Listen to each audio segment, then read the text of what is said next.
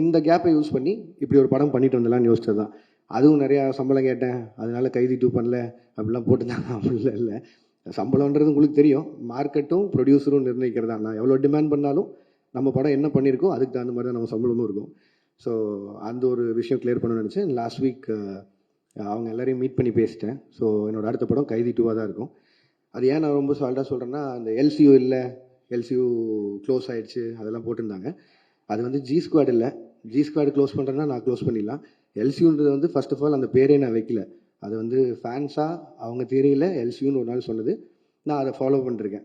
So அதை டக்குன்னு நான் ஒருத்தன் மட்டும் முடிவு பண்ணி இல்லை எல்சியூவில் படம் வராது அப்படிலாம் சொல்ல முடியாது. கைதி 2 ஆகட்டும், விக்ரம் 2 ஆகட்டும், ரோலக்ஸ் இண்டிவிஜுவல் ஃபிலிம் ஆகட்டும், இதெல்லாம் என்னோட கமிட்மெண்ட்ஸ். ஸோ இதை நான் பண்ணாமல் போக முடியாது. இது எல்லாமே என்னோட கமிட்மெண்ட்ஸ். ஸோ அதனால் எல்சியூ மூடப்படலை, திருப்பி ஓப்பன் ஆகும். இந்த அல்லு அர்ஜுன் சார் படம் முடிச்சோன்னே அது இப்போ தான் ஆக்சுவலி ப்ராப்பராக ஓப்பன் ஆகும்னு நினைக்கிறேன். அண்ட் அதுக்குள்ளே ப்ரொடக்ஷனில் பென்ஸ் இருக்குது, அதுவும் எல்சியூக்குள்ளே தான் வருது. ஸோ ஏதோ ஒரு பாயிண்டில் எல்சியூ சம்மந்தமான படங்கள் வந்துகிட்டே இருக்கும்.